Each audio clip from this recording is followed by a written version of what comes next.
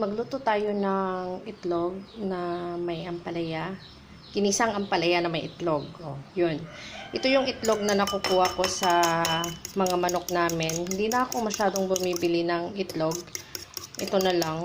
Hindi na kasi ako magpapapisa pa or magpapapisa pero ilang itlog lang yung iniiwan ko dahil minsan nasisira.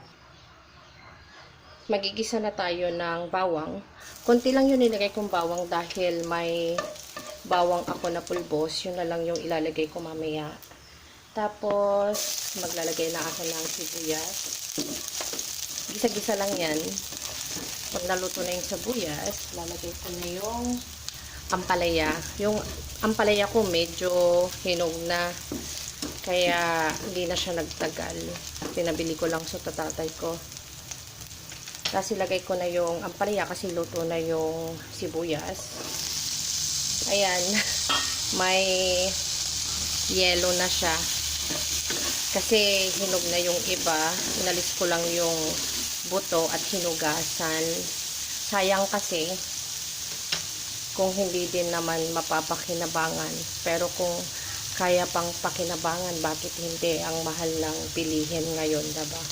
Tapos lagay ko na yung Wow Sarap. Yung Wow Sarap ang ginagamit ko kasi mas mura. Tapos yung konting ginisa mix. Ito na yung binalagay kong pampalasa. Kasi yung Magic Sarap ang mahal. Hindi na siya affordable katulad before. Pero kung may pera din lang kayo, pwede din. Kahit anong gusto yung pampalasang ilagay nyo, pwede.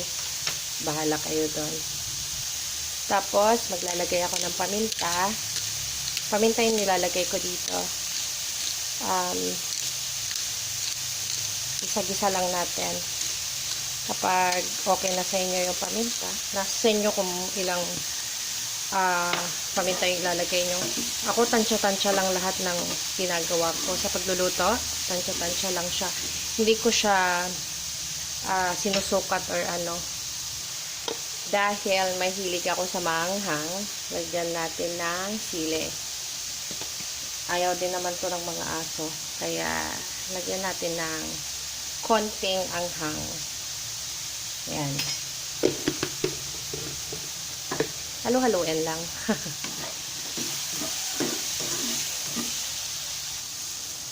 Tapos, maglalagay ako ng bawang na powder.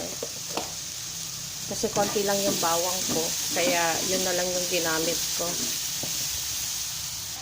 Para sa akin, luto na yan. Naglagay pala ako ng konting tubig para maluto yung ampalaya. Para hindi masunog. Lalagay na natin yung itlog.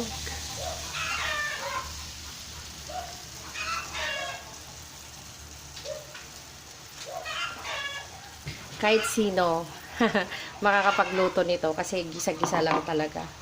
Antayin natin na maluto ng konti yung itlog bago natin haluin. Kaya kung alam nyo luto na yung itlog, pwede nyo nang haluin. Ganyan lang magluto ng ginasang ampalaya.